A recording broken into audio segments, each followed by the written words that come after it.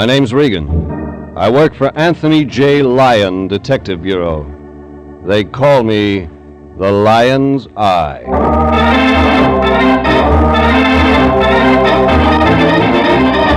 Wednesday at 9, and CBS brings you Jeff Regan, Investigator, starring Paul Dubov as Regan with Frank Nelson as Anthony J. Lyon. So stand by for mystery and suspense and adventure in tonight's story titled, It All Comes Back to Me Now.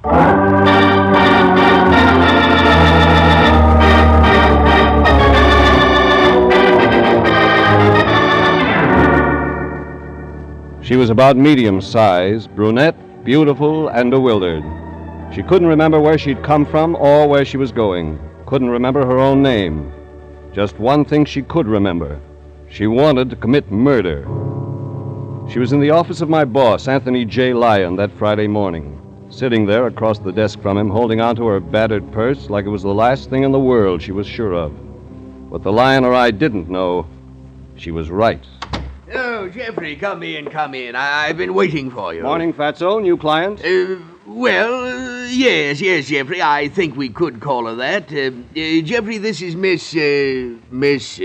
That's a very interesting name, Fatso. My name's Regan, Miss. How do you do, Mr. Regan? Jeffrey, she has a terrible problem. Somebody does. She can't remember her name. Please, can't you help me? I don't remember anything. You remember how you got here to our office? No, not anything. From when? From now. Except, there was a door. It said detective agency. I walked in. Yes. Jeffrey, what are we going to do about Miss Smith? Smith? Well, we've got to call her something, haven't we? All right, Smith. Jeffrey, this is a matter for the police, a Bureau of Missing Persons. Surely... Oh, no, Mr. Lyon, please. Not the police. What's that? Oh, please, Mr. Regan, please don't let him call the police. People who can't remember their names usually can't remember they shouldn't go to the police, Miss Smith. But Oh. Look, lady, if you don't want to go to the cops, there's got to be a reason. Well, then... Look at this. Jeffrey... .32 caliber revolver, Smith & Wesson. Loaded except for 2 empty shells. You see, Mr. Regan... The gun's been fired, Jeffrey? 2 bullets missing. Miss Smith? I don't know. Jeffrey, that settles it. We call Lyon, the I police. think Miss Smith hasn't quite finished her story. The gun in her purse isn't the only reason she doesn't want to go to the police. That right, Miss Smith? Mr. Regan, I try to remember. There was a house somewhere. A small house. I was in a room with... Go on.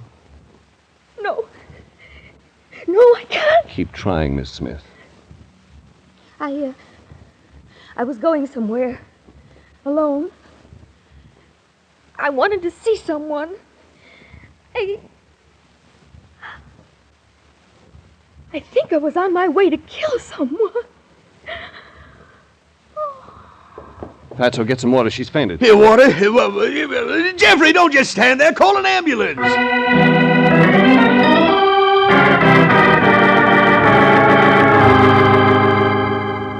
The Lion was right. Miss Smith wasn't just a quick faint. Her breath came in short, hushed spurts, and her pulse was a whisper.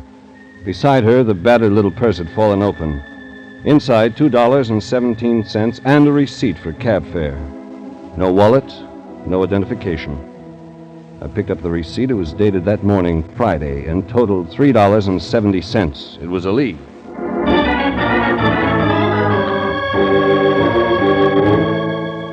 I sent the Lion with Miss Smith in the ambulance and then headed for the main office of the cab company.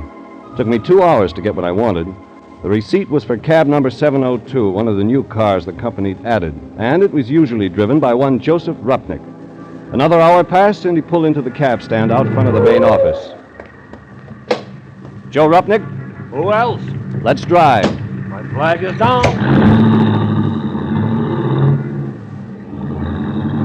Where to, Mac? Did you drive a medium-sized brunette this morning, Joe? It'd be a pleasure. Think. Fair complexion, good-looking, very good-looking. Carried a little black leather purse. The fare was $3.70. $3.70, huh? You know, it's a nice fare. What'll it buy, $3.70? Well, let's see. $3.70 should ought to take you out to Westwood. You got a record of your stops today. What about Westwood? Yeah, I guess I have. Hey, Mac, what do you know? She was lovely, she was engaged, and she used my cab. Oh, what a dish. Bewitched, bothered, and brunette.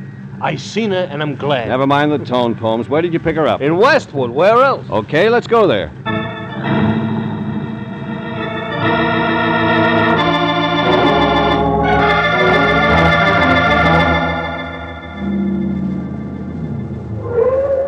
This is it, Mac. Right here on this corner. She was standing here. Naturally, I stopped. Naturally. Thanks.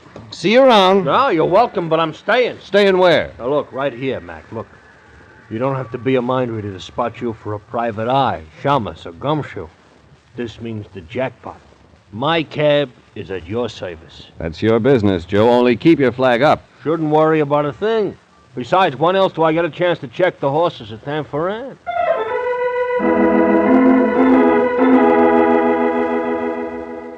Joe Rupnick pulled a racing form out of his pocket, and I looked at the place he'd pointed out. According to Joe, Miss Smith had been standing in front of a white one-story building with a two-story sign that said Parker's Service. It was an auto repair shop, a big one, the kind that specializes in foreign cars, custom sedans, and rich customers. Mr. Parker.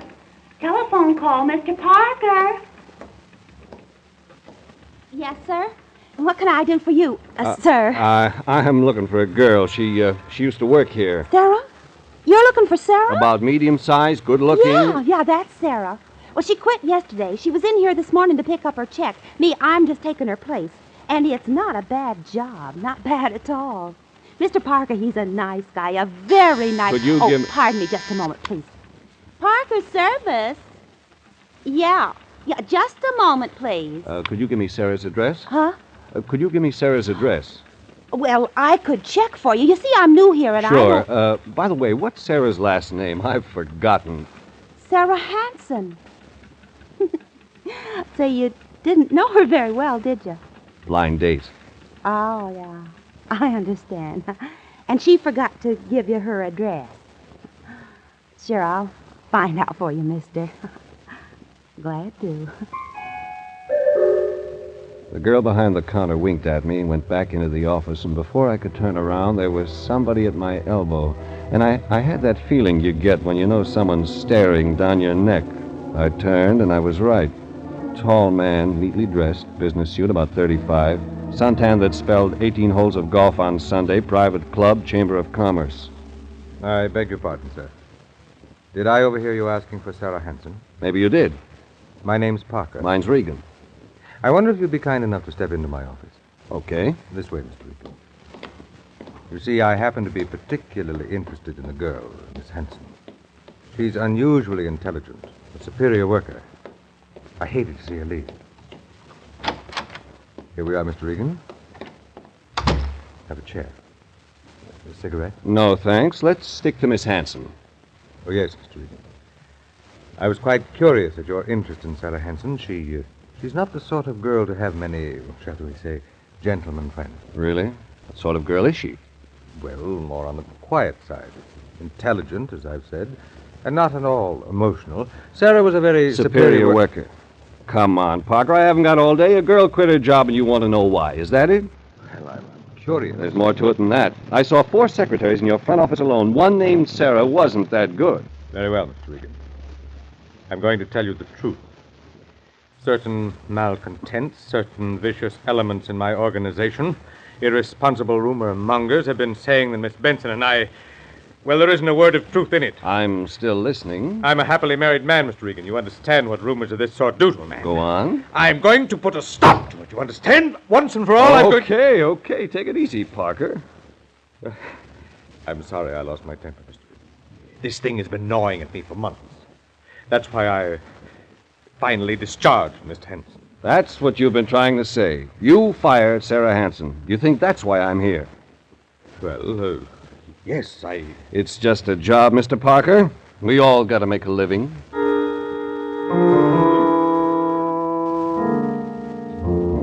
Somewhere in it, a story was beginning to take shape. Parker apologized again, and I left his private office. Out front, the receptionist had Sarah Hanson's address, and I took it. When I got to the street, Joe Rupnick's cab was still sitting there. Hop in, Mac. I'm available. You find the gun? No, but I've got an address. Great. I got 'em all lined up for tomorrow at Tan Ferrand. Let's go.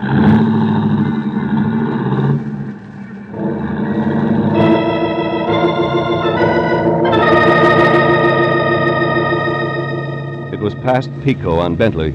Took us 5 minutes to pull up in front of a bungalow converted into a duplex. I left Joe with his racing form and newspaper and went up to the door that belonged to Sarah Hanson.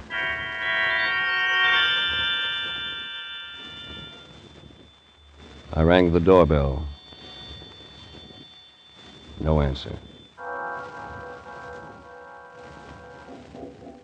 I knocked. Same results. The sun was sinking somewhere in the distance, and the early mist, the prelude to fog, was settling in fast. I tried the doorknob. No results. And then something told me to get inside that apartment, to get in with or without a permit, with or without a key.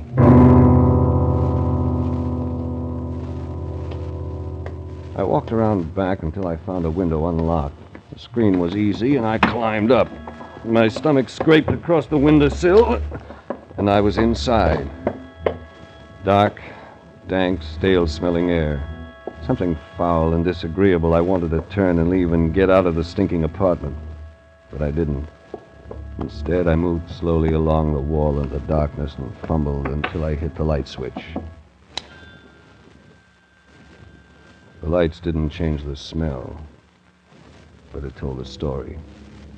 Chairs upside down. Picture frame smashed to the floor. 2 dishes broken in 1,000 pieces. And the sofa cushions on top of each other in a corner. The whole place turned upside down, looking like a clapboard shack after a hurricane. I moved into the living room, picking up pieces, searching for anything. And I found something. In front of the imitation fireplace on the carpet, a pool of blood. Hey, Mac. You okay? Yeah, Joe. Look, Mac, I think I got something important. Be there in a minute. Never mind. I'll climb through the window. Hey, look, Mac, I want you to take a look at this. I was reading while I was waiting for you. Early edition of the afternoon paper. Yeah. Look on page 2. You find it, Mac? Yeah, I found it. I found it. Story on page 2. The body of a girl found washed up on Will Rogers State Beach, tentatively identified as Sarah Hanson.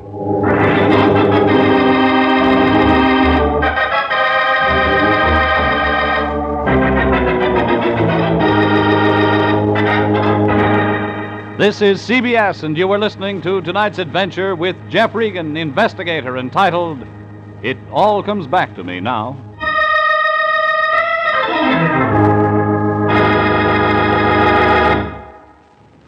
CBS brings you many of the most exciting programs on the air.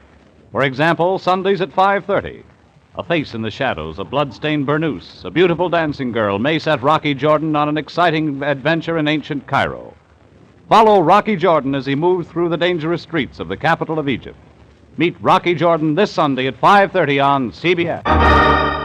And now, back to tonight's story titled It All Comes Back to Me Now, and Jeff Regan, investigator.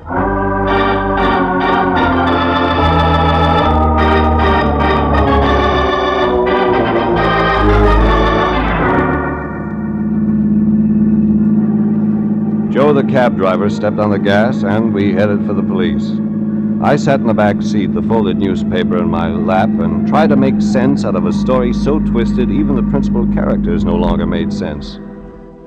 A girl with amnesia hires the Lion and me to help her find herself. She says she remembered wanting